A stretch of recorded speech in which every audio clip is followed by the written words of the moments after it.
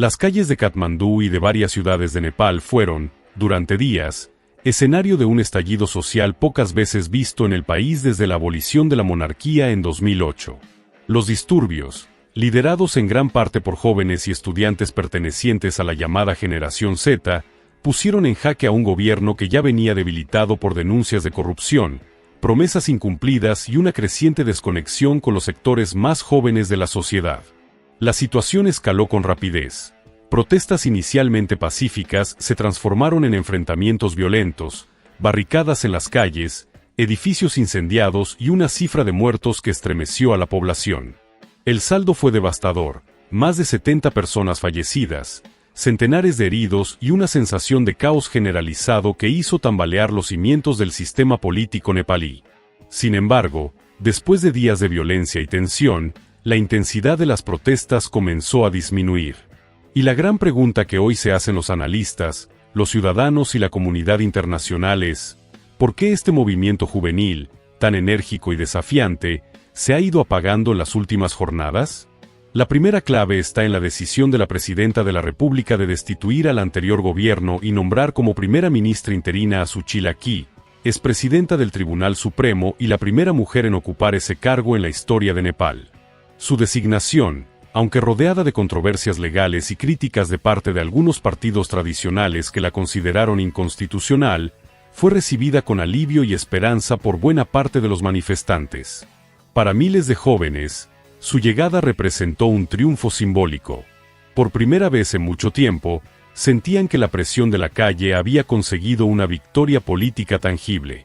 La caída de un liderazgo cuestionado por corrupción y la imposición de una figura nueva, asociada con la justicia y con un compromiso explícito de convocar elecciones en 6 meses, calmó los ánimos en un contexto donde el simple reconocimiento de las demandas ya significaba un avance. Pero no todo se explica en términos institucionales. El cansancio físico y emocional también jugó un papel central en la reducción de las movilizaciones. Durante casi una semana, miles de jóvenes permanecieron en las calles enfrentando gases lacrimógenos, soportando toques de queda, viendo caer a compañeros y amigos. El trauma colectivo generado por la represión y por las imágenes de madres llorando frente a los cuerpos de sus hijos muertos en hospitales saturados dejó una huella difícil de borrar. Esa fatiga emocional se combinó con el miedo. La brutalidad de los enfrentamientos convenció a muchos de que seguir exponiéndose implicaba arriesgar la vida, y que el costo podía ser demasiado alto. Las funerarias y los templos se llenaron de cuerpos cubiertos con la bandera nacional, en ceremonias solemnes que sirvieron de recordatorio doloroso sobre el precio de la protesta. La narrativa también cambió gracias al rol de los medios de comunicación. Si al inicio las redes sociales fueron el motor de la convocatoria, amplificando el hartazgo contra la corrupción y la censura digital, con el paso de los días empezaron a difundirse llamados a la calma, mensajes de familiares pidiendo que los jóvenes regresaran a casa y las editoriales que subrayaban la necesidad de abrir un diálogo en lugar de prolongar el derramamiento de sangre. El propio nombramiento de Suchila Ki se convirtió en una especie de válvula de escape que los medios oficialistas y algunos independientes promovieron como señal de renovación y esperanza, contribuyendo a bajar el tono de las movilizaciones. La percepción de que algo había cambiado en el poder ayudó a muchos a justificar una retirada estratégica de las calles. Otro factor decisivo fue el papel de las fuerzas de seguridad. Tras la primera oleada de violencia, el Estado desplegó a miles de policías y militares en Katmandú y en otras zonas conflictivas. Los retenes, los toques de queda y las patrullas constantes generaron un ambiente de control que dificultaba la organización espontánea de grandes marchas. Los líderes juveniles comenzaron a denunciar detenciones arbitrarias y desapariciones temporales, lo que generó una disuasión natural entre quienes temían represalias. A la represión inicial se sumó luego una estrategia más sofisticada. En lugar de atacar frontalmente, las fuerzas de seguridad empezaron a aislar puntos de protesta, bloquear accesos y cortar la logística de los manifestantes. La represión, combinada con promesas políticas, resultó efectiva para desactivar el movimiento masivo en cuestión de días. La complejidad del escenario político también influyó. Mientras los jóvenes exigían una transformación radical del sistema, con juicios por corrupción, confiscación de bienes ilícitos y reformas profundas en educación, salud y justicia, la aparición de Susilaki como figura interina abrió un dilema. Para algunos líderes estudiantiles, había que mantener la presión para garantizar que las promesas no se quedaran en palabras vacías. Para otros, era mejor conceder una tregua y permitir que el nuevo liderazgo mostrara resultados antes de reanudar las protestas. Esa falta de unidad en la estrategia debilitó la movilización. El entusiasmo inicial comenzó a fragmentarse entre posturas más conciliadoras y sectores radicales que querían continuar en las calles. Al no haber una coordinación centralizada, el movimiento perdió fuerza frente a un Estado que ganó tiempo con gestos simbólicos. No puede ignorarse el trasfondo económico. Muchos de los jóvenes que se lanzaron a protestar pertenecen a una generación que enfrenta el desempleo, la falta de oportunidades y la emigración como única salida. Cada mes, miles de nepaleses viajan al extranjero en busca de trabajo.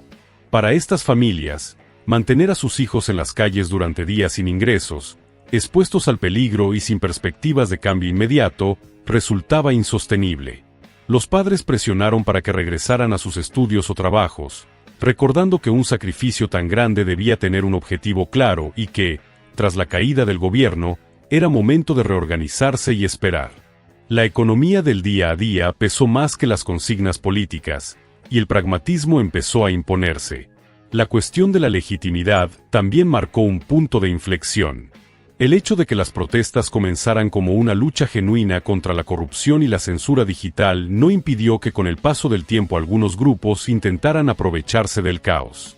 Los sectores monárquicos, que añoran el retorno del rey, y partidos tradicionales que buscaban debilitar al gobierno interino, infiltraron manifestaciones con agendas propias. Eso generó desconfianza entre muchos jóvenes que no querían ser utilizados como peones en disputas. La pureza inicial del movimiento se vio comprometida, y esa pérdida de coherencia debilitó el entusiasmo colectivo. En paralelo, la comunidad internacional observaba con atención. India y China, los dos gigantes que rodean a Nepal, tenían interés en que la situación no se desbordara. Ambos países enviaron mensajes llamando a la calma y ofreciendo apoyo para estabilizar el proceso político. La presión diplomática también jugó un papel silencioso. Mantener la violencia no convenía a ningún actor, ni interno ni externo, y los canales de mediación comenzaron a activarse detrás de cámaras. La presencia de periodistas extranjeros, que documentaron las muertes y los incendios, puso a Nepal en la agenda global, aumentando la presión para restaurar la calma. La percepción de que el país no podía soportar más inestabilidad sin perder legitimidad internacional contribuyó a enfriar las protestas. A pesar de la reducción en las calles, las demandas de los jóvenes no han desaparecido. La exigencia de combatir la corrupción, de garantizar justicia para las víctimas de la represión y de construir un país donde no sea necesario emigrar para sobrevivir sigue latente. Lo que ha cambiado es la estrategia. Muchos ahora apuestan por organizarse en colectivos, por aprovechar la ventana electoral que abrirán los comicios de marzo y por impulsar candidaturas nuevas que representen sus intereses. El movimiento no murió, se transformó en algo más soterrado, que espera otra oportunidad para irrumpir con fuerza. La figura del alcalde de Katmandú, Balendra Shah, conocido también por su faceta como rapero, es vista por algunos como un referente capaz de canalizar esa energía juvenil hacia una opción política real. En definitiva, las protestas estudiantiles en Nepal han disminuido después de días de violentos disturbios por una combinación de factores. La llegada de un liderazgo interino que simbolizó cambio, el cansancio y el miedo tras la represión, la estrategia del gobierno para controlar las calles, la división interna de los manifestantes, el peso de la economía familiar, la infiltración de agendas externas y la presión internacional. Sin embargo, bajo esa aparente calma hay un descontento profundo, una fractura generacional que no se resolverá de la noche a la mañana. Lo que se vive hoy en Nepal es una paz frágil, una tregua entre la juventud y el poder político. La verdadera prueba llegará en los próximos meses, cuando las promesas de reformas y de elecciones libres se enfrenten a la dura realidad de un sistema que históricamente ha sabido absorber y neutralizar los intentos de cambio. El recuerdo de los 72 muertos, de la turista india que perdió la vida intentando escapar de un hotel en llamas, y de los jóvenes caídos en las calles, seguirá siendo un recordatorio de lo que está en juego.